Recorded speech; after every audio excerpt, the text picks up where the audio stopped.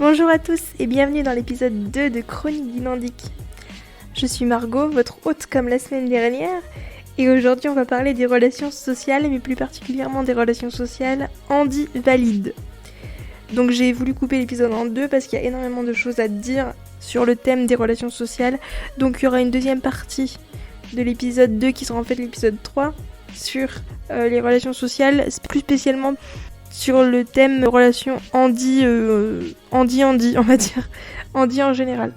Donc, je vais commencer par vous expliquer comment ça s'est passé pendant mon enfance, parce que j'ai quand même un passif assez complexe au niveau des relations sociales.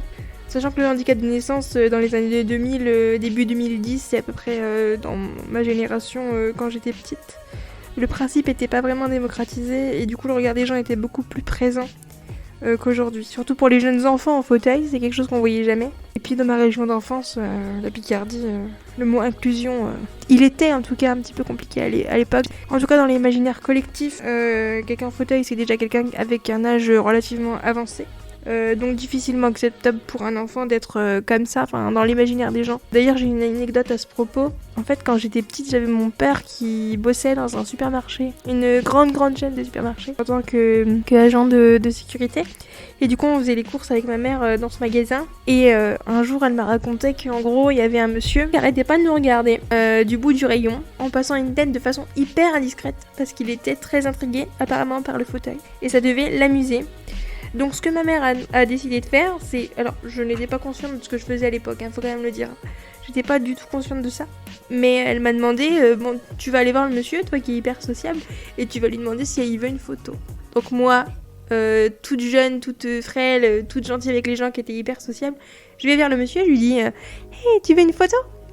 Et le mec, bizarrement, il est jamais revenu. Donc voilà, la chute du truc, c'est que le mec, il est jamais revenu. Et que je crois que ça l'a dissuadé. Mais je pense que avec le recul, je me dis que j'avais un peu ma mère quand même d'avoir utilisé cette technique plutôt que de lui expliquer gentiment que c'était pas très gentil de faire ça. Mais j'avoue que c'était quand même plutôt rigolo sur le coup et c'est un peu cocasse comme situation. Il y a aussi, il y a les adultes évidemment qui avaient un regard assez malsain. Il y avait ce qui s'appelle de la curiosité malsaine dans leurs yeux. C'était quelque chose d'assez mal placé, tandis que les enfants, ils étaient plus interrogateurs, ils savaient pas vraiment ce que c'était, ils avaient un peu peur aussi. Il y avait un peu de peur parce que du coup il y avait un manque d'explication évident et puis comme j'ai déjà dit le principe du handicap n'était pas encore démocratisé trop à l'époque, encore moins chez les enfants, donc c'était plus compliqué. Aujourd'hui il y a moins de regards mais il y a plus de remarques déplacées chez les adultes, parfois même une sorte de prise de pitié, ce que je déteste. Alors ça c'est non. Je vous le dis tout de suite, c'est non chez moi. J'ai plusieurs anecdotes à raconter qui vont peut-être choquer certaines personnes. Il y a une fois notamment où j'étais avec une copine dans un parc près de chez moi. Et il y a un mec, en fait, qui nous demande sans pression si on veut faire la course. On avait toutes les deux un peu plus de la vingtaine, on va dire ça comme ça. Moi j'avais moins de la vingtaine, elle avait plus de la vingtaine. Mais il s'est permis de dire ça. Autre anecdote, il y a souvent des gens qui imitent les bruits des voitures quand ils nous voient passer. Il y a souvent des gens qui s'amusent à imiter les bruits des motos et tout.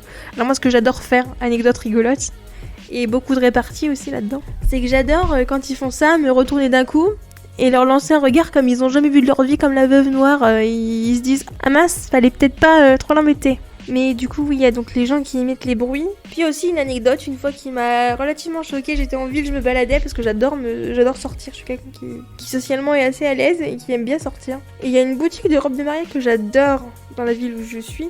Et du coup, je la regarde souvent. Et en fait, là, j'étais en train de la regarder au moment-là. Et il y a un monsieur qui passe, un petit peu étrange, ce monsieur, qui me dit elle va se marier la petite dame. Et je l'ai regardé, j'ai fait je lui ai pas dit, mais dans ma tête, je me suis dit mais pour qui il se prend ? Vraiment. Et ça a soulevé une question plusieurs fois en moi. Je me suis demandé, mais si c'était des gens valides qu'ils avaient face à eux, qu'ils ne connaîtraient pas, est-ce qu'ils feraient ça ? Je me suis vraiment dit, est-ce que les gens qui se permettent de m'interpelleraient si j'étais valide et qu'ils ne me connaissaient pas ? Je pense que la plupart des gens répondraient non. Et que du coup, c'est une raison valable pour moi pour ne pas le faire, en fait, tout simplement. Parce que on n'a plus 4 ans et que c'est un peu infantilisant quand même quand vous voyez quelqu'un en fauteuil. Alors, ça dépend aussi de comment vous voyez la personne. Moi, je suis quelqu'un qui a quand même des capacités, elle se voit relativement, on voit juste le fauteuil. Quelqu'un qui qu'il y a des handicaps mentaux ou psychologiques, ça se voit peut-être un petit peu plus. Mais quand tu vois qu'il y a quelqu'un qui est quand même assez autonome et qui se débrouille seul avec son fauteuil et tout, qu'elle a ce genre de réflexion, tu fais pas ça, quoi. C'est du respect, quoi. Parce que sinon ça s'appelle infantiliser une personne, c'est profondément stigmatisant pour nous, donc il faut arrêter ça tout de suite, vraiment. C'est une question de dignité humaine. Et puis paradoxalement, lorsque je suis en panne en ville, la plupart du temps il y a une personne sur 20 qui s'arrête, mais c'est la preuve que le reste est indifférent et ça résume d'un paradoxe sociétal lié à l'individualisme français sans doute. Mais heureusement, tout le monde n'est pas comme ça, bah oui, non, sinon ce serait pas drôle. Il y a de quoi reprendre foi en l'humanité quand même, je vous assure. Notamment une fois où j'étais en balade, encore une fois je suis beaucoup en vadrouille, souvent en ville, et je me balade souvent dans les centres commerciaux pour faire du shopping. Et du coup, il arrive que parfois j'aille assez vite dans les magasins avec le fauteuil. Et il y a une fois où je suis tombée sur une mamie il y a pas si longtemps, et sa fille, et en fait j'attendais derrière gentiment, et là il y a la fille qui se retourne, qui est quand même une adulte assez, voilà, et qui fait « Oh attention maman, il y a un fauteuil derrière !» Et la maman, elle me dit Ouah, dis donc, vous êtes toute pétillante, ça fait du bien de voir des gens comme vous, bientôt j'allais finir sur vos genoux et tout. Et après, elle me dit Mais au lieu d'une mamie, ce serait peut-être bien qu'il y ait un beau jeune homme qui s'arrête et qui voit votre potentiel aussi. Et je me suis dit Mais ouah, cette personne, elle est géniale. Alors, si j'avais pas eu une légère quelqu'un dans le cœur, j'aurais accepté volontiers son stratagème, on va dire. Mais sur le fait, elle était très gentille, elle était très compréhensive, elle m'a pas jugée et on a bien rigolé, quoi, c'était vraiment chouette. C'est ce genre d'interaction sociale que je préfère. Et le plus mignon dans tout ça, c'est les enfants aujourd'hui. Parce que les enfants d'aujourd'hui, j'ai l'impression qu'ils sont plus habitués qu'auparavant. Il y a une espèce de fascination dans le regard autour de ça et ça m'amuse beaucoup. Moi souvent ce que je fais c'est que je brise la glace avec un sourire ou un bonjour ou un signe de la main et ça crée de jolis moments de complicité et illumine la journée soit de l'enfant soit de la mienne. Souvent j'arrive même à faire rire les bébés, c'est très cool. Et puis je trouve que c'est un moyen d'habituer les enfants au regard du handicap pour effacer la peur de l'autre. Et puis peut-être provoquer chez eux une sorte de tolérance nouvelle. Pour résumer, il faut toujours rester soi-même, même avec les gens bizarres, en ayant à la fois du répondant et de la compassion, c'est super important. Faire avec chaque jour et jamais tenter d'être comme les autres ou comme les autres voudraient qu'on soit. Jamais se plier aux règles sociétales parce qu'on est comme on est et il faut s'assumer tel que l'on est. Encore une fois, c'est mon credo habituel. Pour se faire respecter aussi, c'est important. Parce que si tu te fais pas respecter, tu te laisses bouffer par les gens et ça peut t'atteindre beaucoup plus qu'il n'y paraît.